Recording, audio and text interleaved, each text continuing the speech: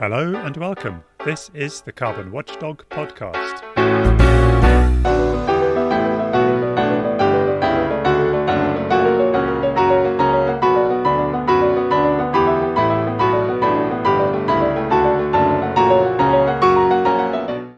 The climate is changing, and so must we, to adapt to the new normal, and of course, to do what we can to halt global warming. On today's podcast, I'm talking to Chris Friedler, and we're discussing how the UK government is tackling climate change. And Chris has an expert opinion on this through his work at Decarbonise Now, a pro-climate lobbying organisation. Hopefully, we're going to cover everything from the new Cumbria coal mine, which is Britain's first in decades, energy policy, housing, transport, electric cars, and everything in between. Please support Carbon Watchdog on Patreon via the link on the website and enjoy the discussion. I'm Adam Hardy, and today's guest is Chris Friedler. He's a campaigner and lobbyist at Decarbonise Now, and you can find the link to them on the Carbon Watchdog website. He's a freelance policy researcher. He studied climate change at UEA, and he has a lot of experience and a lot of lobbying experience contacting government, and so he knows how government works, and he has hopefully lots of information to tell us about how you work out how and when you can lobby effectively, and what the government does that you can actually follow so that you know where you're going to have an effect. And for example, one thing that I was very curious about that hopefully we can go into later, but there's this passion of mine called personal carbon trading, which I think is the solution to solving climate change. The government researched it in 2008. I know that's decades ago. So I think BICE, the Business Enterprise and Industry Department, was called DEFRA at that point. DEFRA launched a big research program into it, but then decided that it wasn't the thing. It was, I think the quote was, it was an elegant proposal, but it was ahead of its time. Anyway, the politicians a very polite way of saying no. Exactly. The politicians said no, but the Environmental Audit Commission, which is probably also called something else now, recommended it strongly. And so it was a bit of a big disappointment at that point. Anyway, so we've got Chris.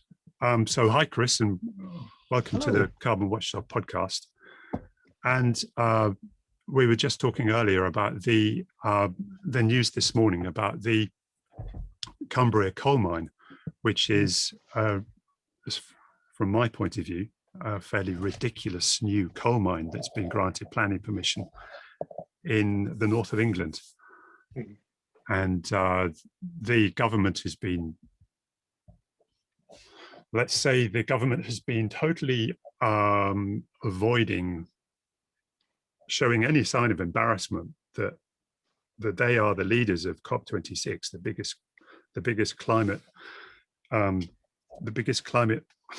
what's it called? The climate, it's not the agreement, it's the meeting of parties. Sorry, my brain's gone dead. The Conference of Parties, yeah, is the acronym.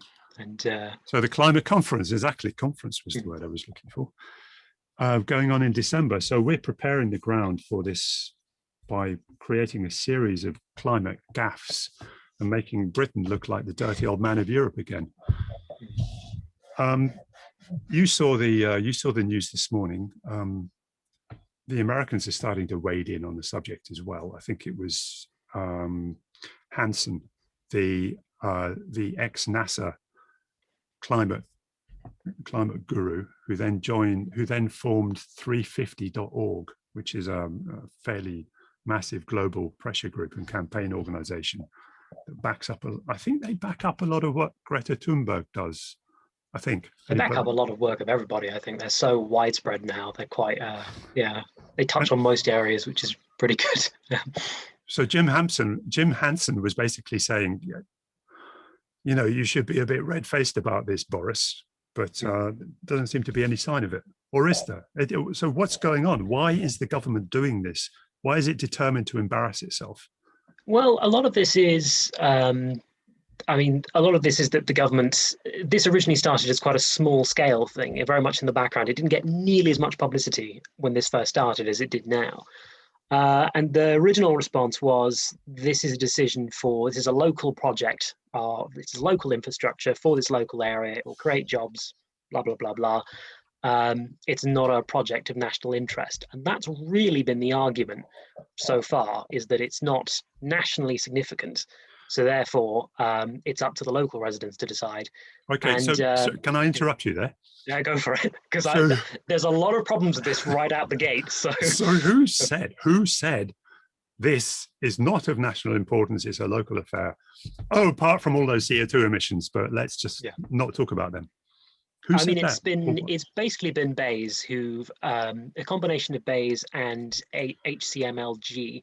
I think that's the acronym for that particular department. So BEIS is the British Department of Energy, Industry and Strategy, or Business, Energy and Industrial Strategy, yeah.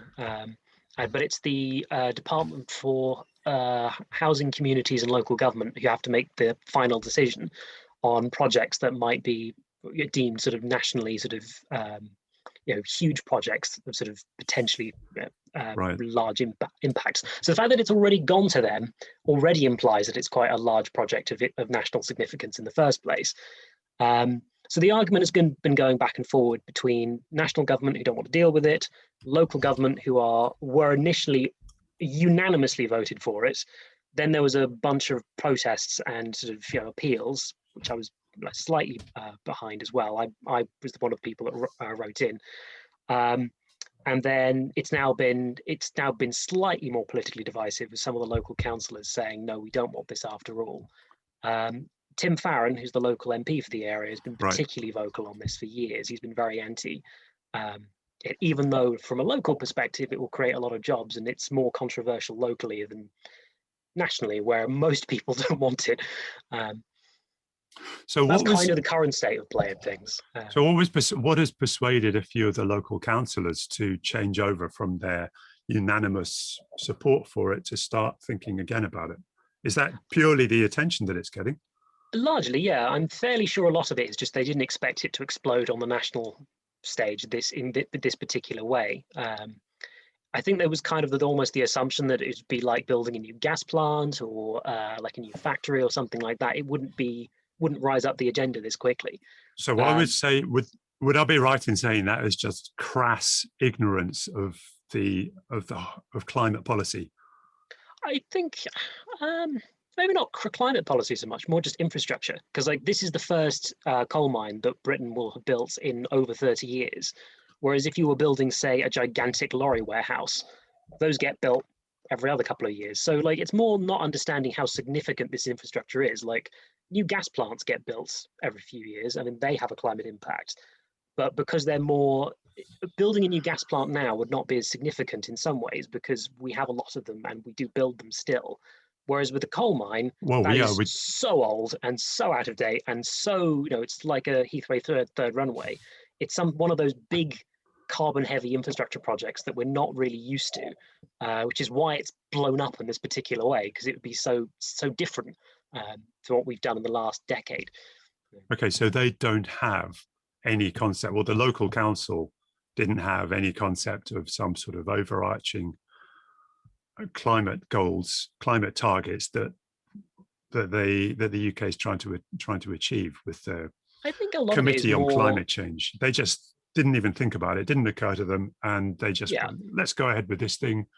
And then somebody pointed out, well, this doesn't fit in with our climate change targets, with our CO2 emissions reduction targets. And then it went to the Minister, Robert Jenrick, who is the Minister for Housing and, what was the department again? Housing, Communities and Local Government, I think is I think that's the acronym, yeah. Right, I wish they could stick to really sort of succinct department names like the Americans do. That's why BEIS and DEFRA get thrown around rather than like DEFR, because it just gets easier after a while. Right, I wonder if it'll stay as BEIS. So Robert Jenrick then got the decision handed to him to make. So shall we allow this or not? And he also didn't think about the UK climate targets? I mean, it's more the fact that it's whether it's removing the carbon aspect from it entirely. It's more a question of, is this project nationally significant? If it's the first coal mine that you've built in the country for over a generation, I'd argue that's nationally significant on its own, even ignoring the environmental impacts. I mean, if we built a new airport, that would be nationally significant. And like, again, removing like the carbon impacts from it entirely. So on that basis alone, it's a national project. And then if you add the carbon budgets and like, you know, the carbon targets into it and the emissions as well, then it skyrockets in terms of importance. So yeah, it's the feeling that not our problem, we'll hand it to those guys, not our problem, we'll hand it to, and this kind of seesaw effect of like handing it back and forth. Right, okay. So this guy, Robert Jenrick, we can probably say that he really doesn't have much idea about the climate or think that it's a big issue. In his head, climate isn't a big issue because he must have thought about that, must have occurred to him. And surely Alok Sharma, who's the president of COP26, or even Boris Johnson, must have seen this coming, must have seen this on the horizon and thought, well, let's hope Robert Jenrick does what he's meant to do. I think a lot of people didn't. I think this was more, it hasn't been until recently this has got the big coverage that it has. It's been going on a while. But I think the fact that now people are holding this up as the big thing to criticize Britain over ahead of COP26 is now making people potentially reconsider, which is dumb because, like, given the amount of debate that's been said about this over the years, the point to reconsider would have been several years ago when we were all talking about this. So if it now does get cancelled, they'll be very happy, but it's a little bit late. You know, it's a bit of a failure on the system in some ways that it has to be this late in the day. Okay, so it up again. Do they have any persuasive reasons that they could actually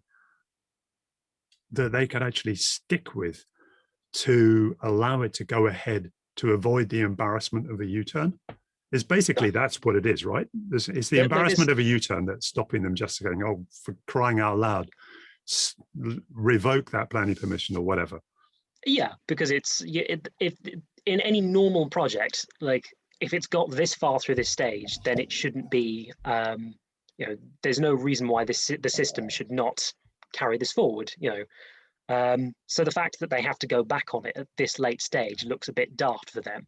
It might politically be a vote winner to say, look, this big project, I'm cancelling it because I care about the environment. But even so, like, it still doesn't look great. Okay, so you see a U-turn in the pipeline? Pretty potentially. It depends how. I mean, this is now being held as the big reason why the UK is going to fail at COP26, or the big reason that the UK doesn't care about climate, or it's now getting international attention, which is a game changer, because without international attention, this can just be a small political infight in the UK. If the rest of the world is now looking at this saying, this doesn't make sense, then there's a much stronger incentive to ditch it. Well, I mean, you were saying that this is the biggest embarrassment that the UK has got at the moment concerning COP26. I was just thinking about it. I mean, I suppose that if you are somebody like Boris Johnson, you look around and you go, well, everybody else has got coal. You know, look at Germany and look at China and India and even America. Okay, so America's just, did they announce, or was it forecast that America would be out of coal by 2033? I mean, out of coal, not running out of coal, but they would get out of coal. Yet. But yeah. So, and then he goes and puts this total climate denier, Tony Abbott, the Australian guy, the Australian ex-prime minister who said that climate science is crap. You go and put him as one of the head negotiators on our Board of Trade. We've also just allowed the Drax power station planning permission, which who's the legal pressure group? Climate. There's a big legal well-funded climate pressure group who are fighting Drax in court. I think that's Climate Earth, actually, the lawyers, yeah. And unfortunately, they just lost. So now Drax are allowed to go ahead and build the biggest ever gas power station in the UK, right next to their insane biofuel power station, which burns forests from Scandinavia and North America. And we also have this big gas flaring problem in the North Sea. Somebody was, I think Greenpeace was going on about how many millions of tons of CO2 that emits every year. It was just flare off all that gas, guys, no problem. You're allowed to do that. Whereas Norway had banned it in 1975 or something. And we just cut back on the international aid. We said, okay, we're going to cut 30% from the international aid budget.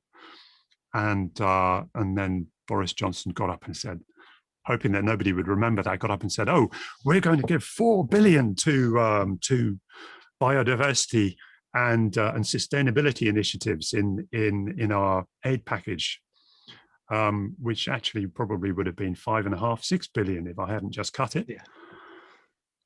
And that, of course, I think that's a lot of the biodiversity stuff is tied in with climate change, because we need all of those forests to be protected. All the forests they're standing forests, they just have to be protected. The Amazon and the Congo and Borneo, if we cut them down, we've lost. It's a bit like taxing something and subsidizing something at the same time. Like, it's oddly nonsensical in some ways. Like, it's good that money is being given at all. Like, doesn't have to be, but right. At the same time, if you hadn't cut the budget, then it wouldn't need to. So it's a bit of 2 steps forward and 2 steps back. Okay, and my last point in evidence, my lord, against Boris Johnson, is that basically he couldn't get anybody more senior than Alok Sharma to step up for the role of president of COP26. Well, he could, but in fact, because David Cameron, of all people, was being considered for it. Rejected it. But that's what I was saying. He couldn't persuade anybody. He couldn't get Theresa May to do it either. Well, one of the reasons apparently was they were holding off, and this is going into rumor territory here, so I'm not sure. Okay, take this with a pinch of salt. The Westminster Insider is spilling the beans. Well, it wasn't. I think this was from the Scotsman actually, but apparently nobody wanted to touch the COP26 role whilst Dominic Cummings was advisor, because he wanted to have a huge personal investment in it, and he was so toxic to work with. There was a lot of people who were considered, saw that he was going to be involved, and then stepped out at the last minute. Now he's gone.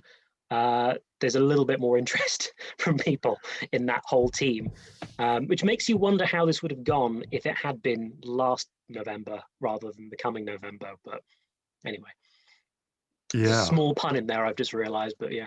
I dread to think. Yeah.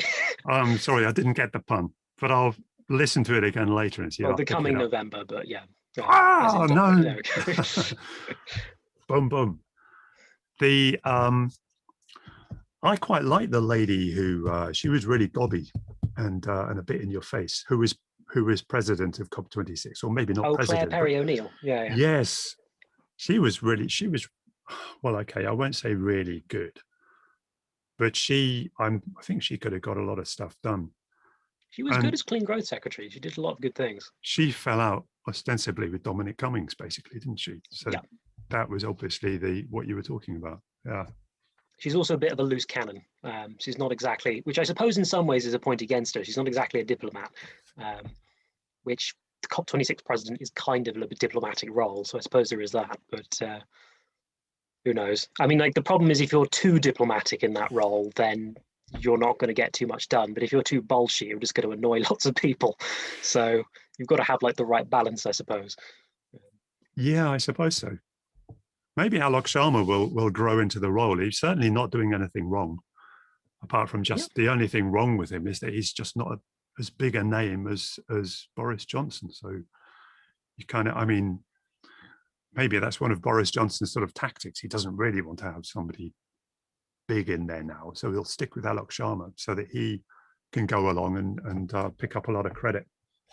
I think that's how COP negotiations work in general, though, is that people will swoop in around for credit, and there's a lot of egos and a lot of countries and a lot of politics going on around all of this stuff, which can sometimes say an awful lot about the world. I mean, the Copenhagen Accord, for want of a better word, like that tiny document they handed after the Copenhagen failed, was drawn up in a back room with, I think, Obama, the current premier, the premier of China at the time, a couple of other BRICS nations, with the EU and the UK not in the room at all, which says a lot about like the geopolitics at that point in time. And like COP26 and Paris and like all of these other ones say things about the state of the world, you know, when they're on. So it will be interesting what this says about Britain's role in the world by the time it's over. But yeah, we'll see.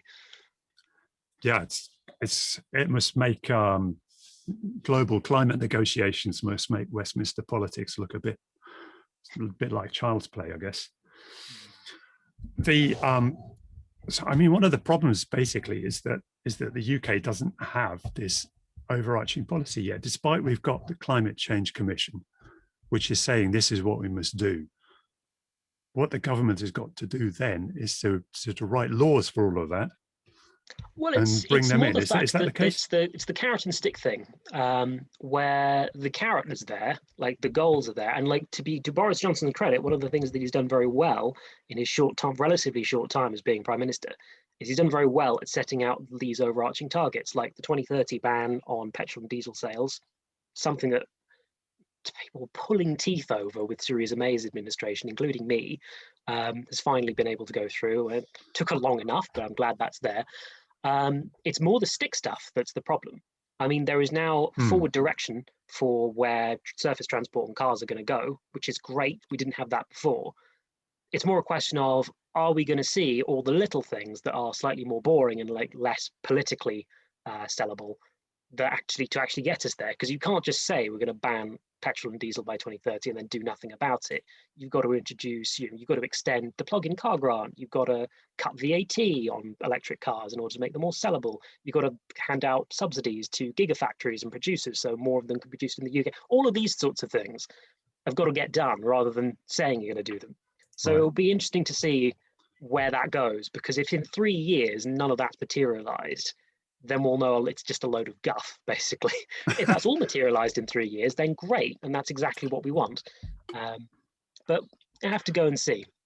So how does the process work with something like the car ban, and how does the lobbying process work? I mean, when you decide to try to wade in there and influence stuff, what do you actually do? How do you determine where to start, who to start with, and what to say, what to demand? And any of these big decisions are going to be made by a lot more important and bigger people than me. I mean, that's the starting point, because it's just how it goes.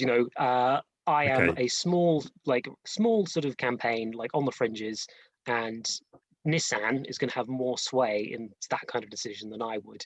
And that's not just me being that's not me trying to sort of sell myself down or anything. Like, that's true of all environmental campaigns. And these big decisions, like anybody from me to Greenpeace, like if that's the scale, is going to be treated fairly on the sidelines, because we don't have massive geopolitical influence, and that's fine. But the big thing is going to be, in terms of going about it, the actual policies that I want to see, I base very closely off what the Climate Change Committee is saying, because they're amazing in that they have like a literal roadmap of all the things you need to do. And if they're not getting done, you won't meet the targets, basically. So I try and campaign around those. And the reason I settled on the 2030 ban so strongly was because it was one of like the 5 things that the Committee on Climate Change kept. Climate Change Committee, they've changed the name recently and it's driving me nuts. Oh, you're kidding. The Climate Change Committee were kept banging on about for years. So that's why I was very determined to do it. So that's where the policy side of things comes from. So and then all of it is just trying to see where to apply the pressure. I mean, with that sort of thing, it's very direct, straight to the Department of Transport, because that's where the decisions being made. Things like the Cumbria coal mine, for example, goes more sideways to the groups that are involved and to Cumbria County Council, maybe local organisations, that kind of thing. So what do you do to leverage what you've got to say? Because obviously, if you're just a small organisation and they could just ignore you completely, and probably will, what would you actually? How do you leverage your opinion? Obviously, so you can say, well, this is what the Climate Change Committee is saying, but can you say any more than that? Or do you prepare a bunch of I see my sort of role as kind of like rewrapping a lot of these messages and applying them to specific things. So, I mean, I don't have much power in any of these because I am somebody from the outside, for example. But what I try and do is special interest groups who will want, like corporate groups, for example, who will want a much bigger role and be much more negotiation based, and other environmental NGOs who might have a different agenda to me. I just try and package stuff up in a short, simple, powerful argument that tries to get to what they want as much as possible. And then see how that goes. I mean, not all the time. The other big thing, of course, is trying to appeal to as many different people as possible. If a decision is very centralized to a very small number of people, that's much harder because you have to go through those people or else. With other decisions which are more broad or spread across, like lots of businesses, lots of local organizations, lots of like other NGOs, then that's easier, because if you don't get a response from one, you can go to another one and another one and another, and keep going sort of that way. Okay, so it's a matter of just keeping on banging away at everybody who'll listen. I think as well, it's keeping things simple. I mean, if you think, what's the biggest, like, I mean, the reason I focused on transport quite a lot recently was it's the biggest area of emissions. The biggest policy in that could make a big difference in the short term would be that ban. Yeah, who would be interested 28%. In that? Yeah. In fact, it's a lot bigger for Britain, although that might just be my data source. It's UK percentage of emissions for transport is 28%, but globally it's 14%. I suppose globally you've got the whole of all of the developing nations, which generally speaking, they won't be driving around in SUVs. So I mean, our transport emissions are similar to that of India. And when you consider the disparity in the population, so we drive a lot. And while you're on this subject, what about these? What about all of these studies that are coming out that's saying that people buying hybrids is just a complete, from the climate perspective, it is a complete hopeless waste of time, because they will not use them as in a low carbon way. They will just fill them full of petrol and drive around with massive normal CO2 emissions. Is that something you lob in there, or does that just complicate your message, or what? No, I lob that in there. That was in my original submission to the consultation, was ban hybrids by the same date. The current ban bans them by 2035, which is kind of a weird way of doing it in some ways, because it's basically saying we're going to get rid of these anyway, but very slightly later than the other ones. So if you make hybrid cars, you're still going to think, okay, I probably shouldn't bother making these too long term. But yeah, in some ways, hybrids, I'm less concerned about hybrids now that the petrol and diesel ban itself is in place for for full petrol and diesel cars, because in the next couple of years, hybrids will be the most expensive car you can buy, full stop, because electric cars, the technology behind them will be so much cheaper. What you'll effectively be buying is two cars squashed into one, and be paying for it as well. I never realized that. So like most projections I've seen for hybrids see their sales going up a little bit in like the next 3-4 years, and then just diving again. So I don't think hybrids are dumb, but they're not too much of a threat, I wouldn't say, at the moment, especially as we are getting rid of them longer term anyway. Right, that's good. So Norway just hit 50% sales, electric vehicle sales over petrol and diesel. I'm not sure about the hybrids bit, but if you say that's an irrelevancy, then good, we can ignore that. So you were talking about 2030 now as being the next thing to work on, because there is the will to get it down to 2030, but it's just not gone through yet. Is that the case? Well, there's a ban, and there is car companies have taken. The ban's for 2035. Oh, yeah, for hybrids, sorry. Yeah. No, sorry, I'm confusing the issue. I thought you said the ban for all petrol vehicles was 2035, but it's 2030, is it? The ban for if you want a fully petrol or diesel car or van, that will be banned. You can't buy one from 2030.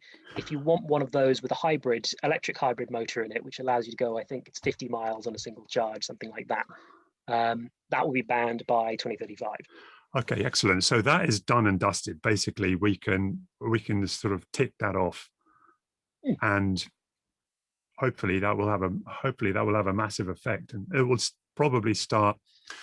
What's the when people buy a car, how far in advance do they think? Maybe 5 years, or is it 2 or 3 years? So we'll definitely see that kicking in before 2030 as people stop buying new petrol or internal combustion engine cars.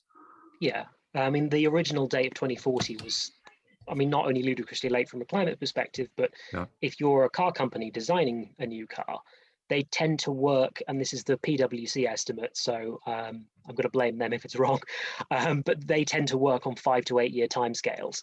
So for a 2040 ban, if you're Toyota designing a new car now in the UK, that is almost entirely irrelevant. If the 2030 ban comes in, then suddenly we're in 2021, 8 years is 2029, suddenly it becomes a lot more relevant to their business prospects. Right. So that's another reason why that was so critical, because it's, without it, it's just, you'll ban these at some intermediate point in the future, Do you know why Nissan, I'm not saying that I do you know why Nissan decided to stay in the UK? Because they did threaten to leave over Brexit, but they have then kind of made vague promises to stay. Is that probably related to the change? I think they were mostly concerned with no deal Brexit. I think the electric car component is part of that. And I think the greater ambition in the UK is part of the reason they decided to stay in, because they know there's going to be a strong market here. Nissan I think they have a target for like 50% of their European sales of cars to be electric by a certain point in the 2020s. I forget the exact day, the exact year. But so the UK having a strong market for electric vehicles is quite a big boost for them. But I think it's more down to the politics of export and no deal Brexit. The car industry is incredibly globalized. I mean, so any barriers to trade or selling things from one area to another is like just difficult for them in general. But I think now that they know there's not a no deal Brexit on the way, there's going to be some normalcy. I think they can, they're a bit safer. Oh, this is good. This is actually something optimistic. It's quite good to get something where it gives you a bit of hope that we might manage all of this. Nissan are the good guys, though. Like in terms of car companies, they're probably one of the better ones for electric vehicles and like environmental sustainability in general. Oh, in terms of the percentage of electric vehicles they churn out. And just their attitude as a company is like much more electric vehicles in the future. We need to be a bit more responsible, as opposed to some other ones like Toyota, which have been dragging their heels on this for a very long time. Right. Okay. What about the American ones? I mean, obviously you've got Tesla. That's kind of like a different ballgame, isn't it? But what about? Is it GM? I've got some, and the German ones like BMW. Are they all kind of where do they rank on the chart of how good is my car company? Well, I think the American ones have been very slow. There's the announcement, I think, it's either this week or last week, which will date this podcast probably, that General Motors are now going aggressively into the electric vehicle market, which is good. But generally, the American companies are further behind. Volkswagen is one of the heroes of the electric car sort of models and things, and sort of going forward, which is ironic given their past record on certain things. But that is partly why they are very, very keen to clean up their image, Volkswagen, after the emissions scandal. So this is partly it, and you can't really cheat with a fully electric car, because there is no oil or petrol or diesel in it anyway. So they see that as a way out. No, although, I mean, sort of veering off from the climate subject, they do have a lot of emissions from, is it clutches? Well, they won't have, maybe they will have a clutch, I don't know, and tires as well. When you're talking about clean streets and the urban air quality, the actual CO2 and carbon monoxide and NO2 and all of those exhaust gases are only half of the problem, maybe even less than half of the problem. A lot of the other stuff comes from the particulates, other parts of the car. So as you say, like carbon dioxide, nitrous oxide, all those kinds of things, they vanish with electric vehicles. The big problem is that the particulates that cars produce will continue to be produced with electric vehicles. To a lesser extent, I think there's PM10 and PM2.5 are the main particulate emissions, and I think electric cars decrease PM10s a fair bit. It's but brakes. It's brakes, it goes hand in hand with public transport and more people walking and cycling. You need more of that anyway, whether you have electric cars or not. Yeah, we do have well, in London there's a massive movement towards low traffic neighborhoods. LTNs is the theme that gets everybody up in arms, and there's massive bun fights on social media about whose lives have been ruined most. But but it's brake blocks as well. So you've got brakes, clutches, and tires. And I was thinking the mechanics of the car. I thought the brake blocks would not produce so much particulate matter or pollution, because the electric cars actually do their braking by reabsorbing by flicking on some sort of electromagnetic switch and absorbing the energy from the rotation of the axles, and then putting that back into the battery. When you stomp on the brakes, that recharges your battery. But regenerative braking, obviously you've got tires which you can't get rid of. And clutches, I have no idea whether an electric car has a clutch. Obviously you don't change gears in it. You don't change gear in an electric car, but maybe you've got other similar mechanisms. So I was hoping that the levels of air pollution from cars would drop radically. But you're saying actually it doesn't. It doesn't affect the particulate matter so much. It will reduce particulate matter, and any reduction in particulate matter is good. So whether that's from electric vehicles or whether that's from more people walking and cycling, that's always good. This is one of the things. I mean, people have very strong opinions on this kind of thing. And there's some people who are, all cars are evil. I want to ride my bamboo bicycle around and nobody else is allowed anything else. And then on the other extreme, you have like the Tesla heads who are like, well, I have a giant Tesla car, so what? I don't care about other people. It's an extension of that. What the reality should be is something in between. But the problem is people get very worked up on one end or the other. So when you mention that electric cars don't stop all pollution ever, people on one side will use that as an argument. Oh, right, well, then they're bad. No, because they're not perfect, that's therefore means they're bad. Yeah, so it's difficult messaging, because you've got to be clear that the electric cars are an improvement, not a panacea, which some people want them to be, some people expect them to be. And there was a great post on Twitter a few weeks back where there were two identical photographs of a traffic jam, and the quote said, the tweet said, on the left is a traffic jam of cars with internal combustion engines, and on the right is a traffic jam of electric cars, which has kind of made a point. Yeah.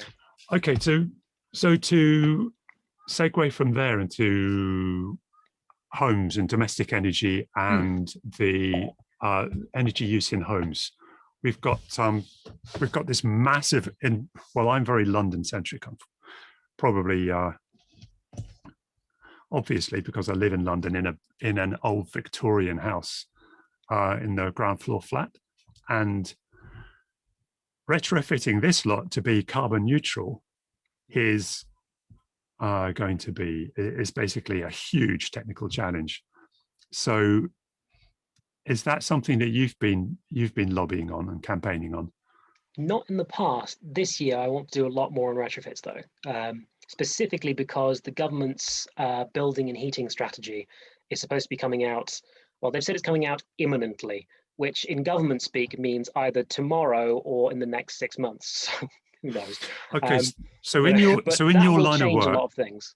So in your line of work, do you have to wait for that to come out before you can actually say anything, or do you know who's doing it, and can you get some sort of vague idea from knowing what these people are like and what their history is or what their past policy decisions were, of which direction they're going to be going with this before they actually bring the policy out?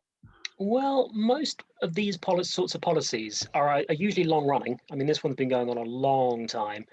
They usually amalgamate other things that other people have done in previous administrations or as part of other projects. And a lot of the time they are changed literally hours before they go out. So for example, there was a government policy announcement last year which said that all new build homes from 2023 should not rely on gas, and they should be like extremely energy efficient, which was put out as part of the policy, and then they redacted it hours later because they said, no, we can't put that out. It's not actual policy. Oh. So it's difficult to tell, like, because like I don't have anybody on the inside with the buildings and heating strategy, but even if I did, it probably wouldn't be a very good indication because it will go up the political chain. It might be seen by Boris Johnson and he might want to change something, or somebody else. Or it might go down the political chain and might get changed. So it's difficult to tell. In answer to your first point, I don't generally let it distract from what I'm saying too much. I mean, my message will be we need a vast increase in the number of retrofits and we need to do it better than we've been doing it before. That won't change with a strategy, but it might change the outlook for it. I mean, if the strategy comes out and it's good, then I'll be broadly supportive and say, right, now let's get on it, do these things. If the strategy is bad, I'll just reiterate what I said before. The fact that there hasn't been much noise about this is it tends to not give me a lot of optimism. If you hear a lot of strategies that have been going on forever, they're constantly in the news, everyone's bitching about them, everyone's having a go. That is generally a good sign because it means there's a lot of debate and a lot of people are talking about it. If the government says we're doing a strategy, they close it behind doors for 6 months and you don't hear a thing, that generally means they don't want people looking at it. So we'll see. Well, they've got a bit of a track record already, I suppose, because there's the Green Renovations Grant, Green Homes Grant, which has been lambasted by anybody who's got anything to do with it as being totally impossible to work with. They've just extended it, and I think that my local council, Islington, said that they're going to set up some sort of hub to get local tradespeople involved in getting certified so that they can actually do it, because that's the main problem. It's that to get a Green Homes Grant, to get the money in your bank account, you have to have I can't remember whether you have to have the work done already or a quote from a qualified tradesman, and there are no qualified tradesmen. So they're going to be they've done very little with it so far just because of that, and that the people who can do it, the people who are qualified to do it, have a backlog of customers basically going down the street. So yeah, that's been a bit of a disaster. Is it going to carry on in that theme? Is it going to be a generally sort of a free market sort of solution where they just say, yeah, we're going to let you do it all yourselves and you can get money for it? Or is it sufficiently urgent that we tackle it, that they're going to go, okay, every county council, every London council has to meet this target? Or what do you think? The free market approach is right out the window, because not many people will pay what can be quite a lot of money for the average homeowner to retrofit properties. And given this is not a choice thing, this is something, well, it's obviously a choice thing, but it's something that will have to be mass adopted, like a vaccination program, for example. Right. Timely reference at this moment, but yeah, maybe if someone's watching this like a year from now, maybe not. Retrofits have to be, like, you need to have a good building stock in general, because if you don't have a thermally efficient building stock, you need a lot more of whatever low carbon solution needs to replace it. So something like heat pumps, low carbon hydrogen, whatever comes next. Right. So it will need a lot of government money thrown at it regardless. The current Conservative manifesto says that they will spend £9 billion on home retrofits. A lot of the studies that I've seen say that in order to get to where you need to be for these carbon budgets, you need about 50 to 60 billion pounds. So that's a big gap. And it's a lot of money. I mean, HS2 is, I think, 107 billion pounds or something like that. So, right. The problem is, like with that example as well, is it's a massive infrastructure project. And it's not a very political savvy infrastructure project, because whoever his prime minister is in the year 2082, when HS2 is finally finished, they'll be able to get their scissors and open that and say, look what we've done. You can't really do that with retrofits. It's kind of it's a lot of money to be spent on something that's effectively invisible. Yeah. And that's a political problem, especially if people are, it's a lot very invasive. The process for doing it is quite complicated. People feel like, it's not really working, so it's an enormous challenge, and it requires a lot more attention, I think, than has been given. The government is definitely not doing nothing. Anybody that says, oh, buildings have just been left alone, that's not true. Okay. But I think it's baby steps. It needs to be a leap, I think is probably the best way of putting it. Right. So we can expect a bit of an anticlimax when it does come out. Who knows? I mean, the problem is this is not really with power and transport, those kinds of areas, they're very live and they're very reactive. Yeah. I mean, you can generally get, like with the 2030 ban, like there was a general sense that there was going to be an improvement there. Yeah. With this, I honestly don't know. There could be a sudden leap, or it could just be like a piecemeal approach. Right. We'll have to see where we're going. But I mean, if it is an anticlimax, then it will just be more of, could you please do this thing because it's very important type sort of thing. This is where I really look with admiration to Germany, because they just organize things. They are just, their level of organization is just so much better than ours. They have on retrofit. Yeah. Okay. On closing down coal plants, they are very far behind us. Yeah, that is a very interesting point. But the reason why we don't have any coal plants is basically because Maggie Thatcher smashed the coal unions. Yeah, which they didn't do in Germany. I'm sure she didn't do it for environmental reasons, but it's benefited us hugely now from that perspective of things. It has, and you can't really put a price on the. You can't really put a figure on the damage caused. That was something that, who knows how much damage that caused. The miners' strikes and the communities that were just totally lost. It was. I don't know whether that's something that it's obviously something that Germany's not going to do, and whether it's something that we can look back on at any point and saying, well, thank God we did that. Okay, you can now, but it's a bit sort of I'd have to say I mean, I'm not a massive supporter of Arthur Scargill or anything, but you'd have to talk to a historian. I'd have to talk to a social historian to actually get a good lowdown on that. Was it worth it in the end? And does the benefit that we're reaping now offset the damage that was done at the time? But anyway, there is also as well the fact that I mean, it was only about, I think it was only about the early 2010s, we were still getting 30 to 40% of our power from coal. So it was still, even though it'd gone down from being the monopoly that it was still a huge amount. Yeah. Now it's like 1%, like it's virtually gone. And that is partly due to low carbon policies. It's just that it would be nice to see that replicated across everything.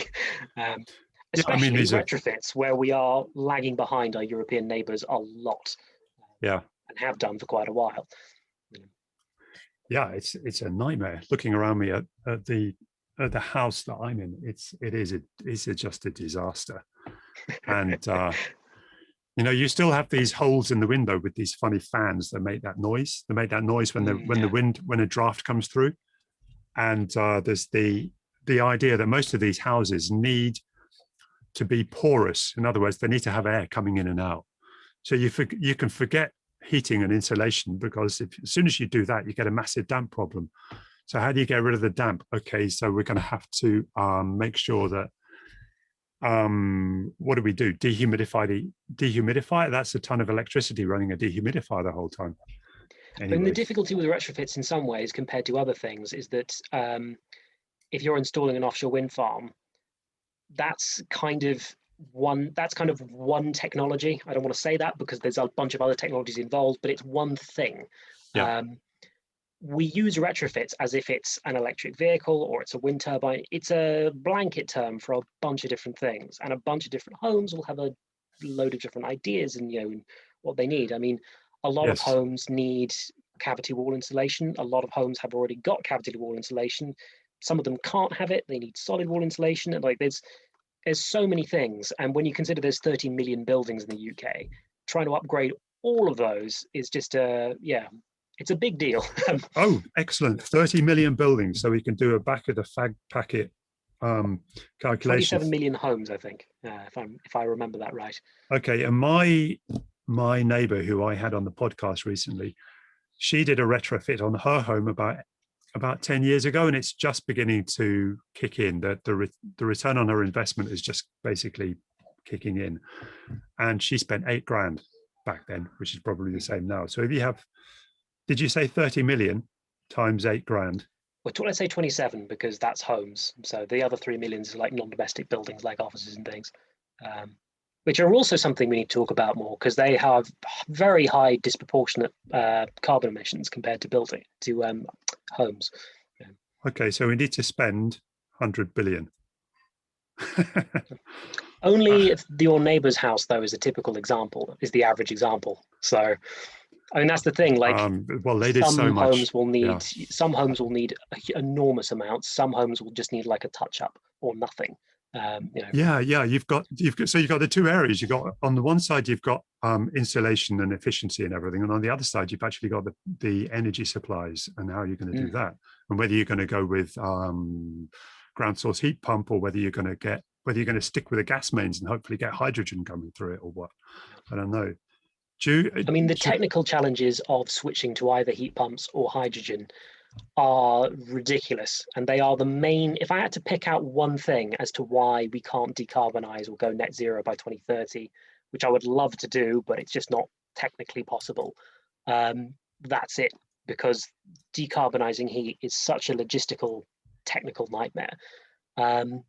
A nightmare you can reduce by reducing heat demand, which of course means retrofits, but then the technical logistics of retrofits in themselves are crazy difficult. So it's basically like retrofits become more attractive when you look at something like more difficult, but that's not a really good selling point particularly.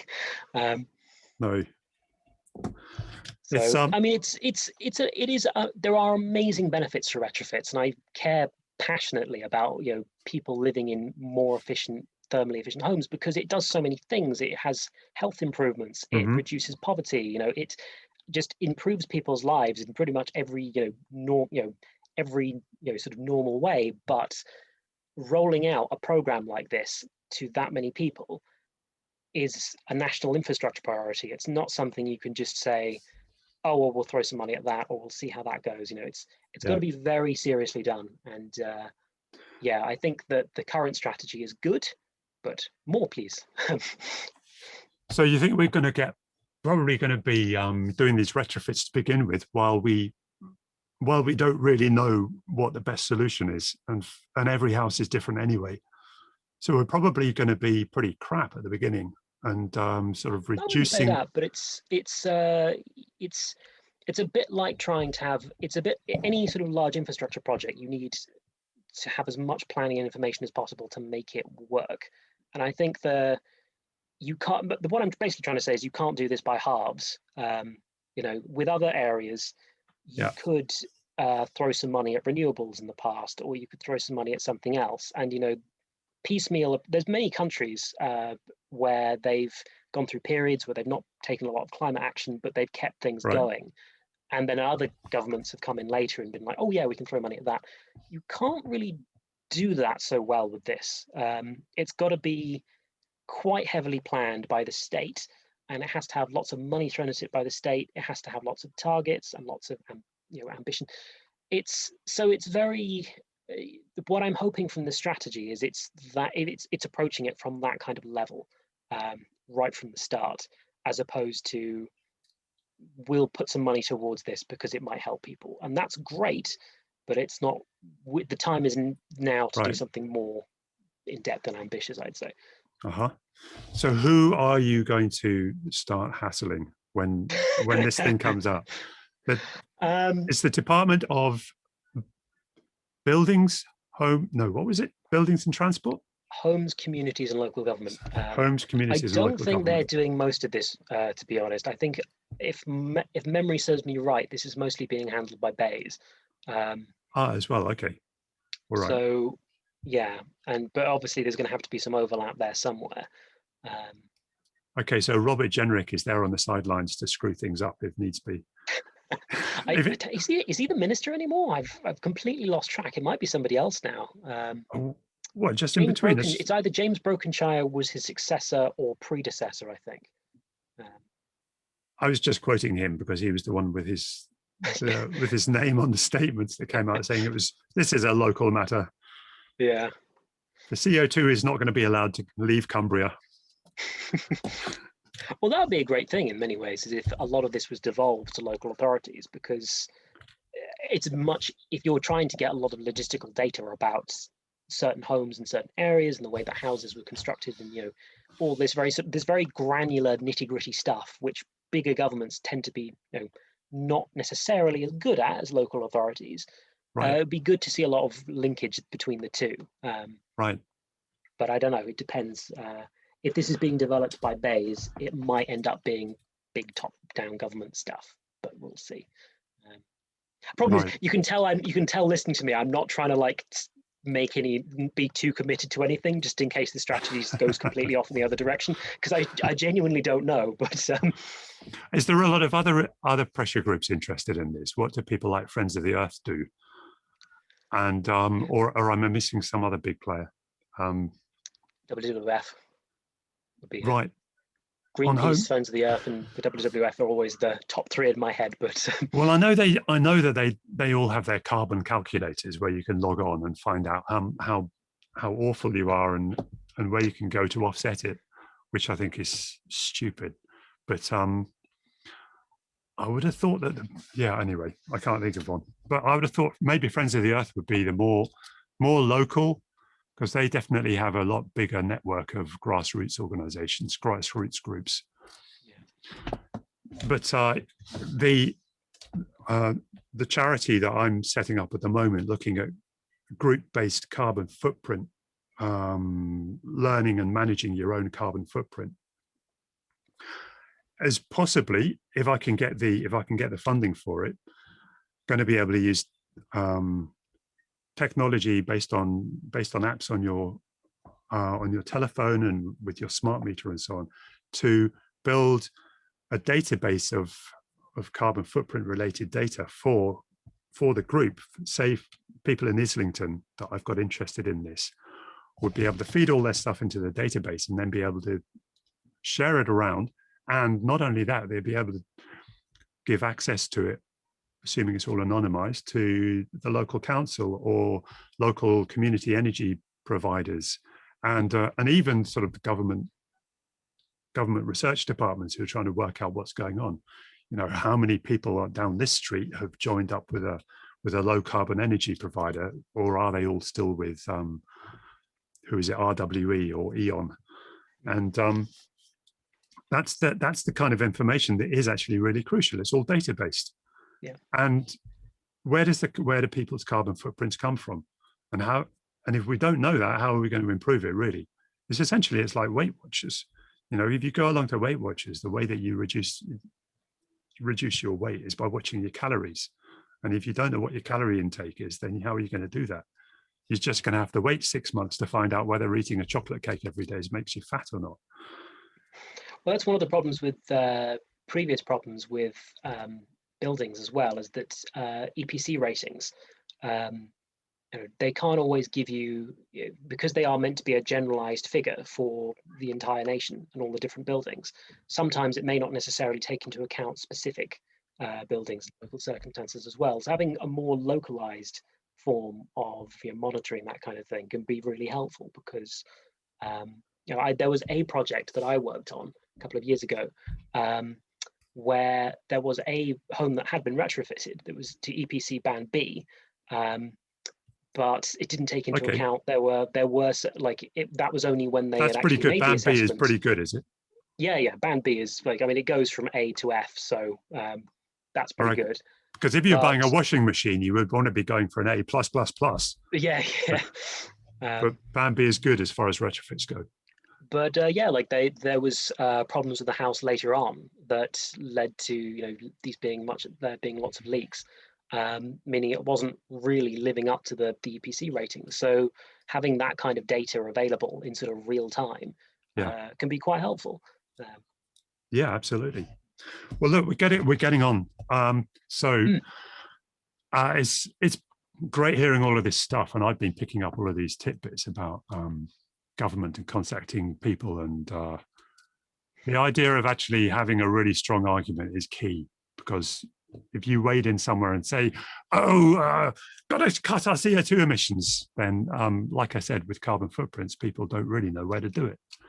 But, and also being helpful. I mean, I think that we're very lucky that we don't live in a society where climate change is a fringe issue, and where the government and most businesses have, at least they say they have, at the very least, thinking of some of the more dodgy oil producers that are sort of claiming they have climate credentials, but for the most part, most people have a mission to do something about climate change.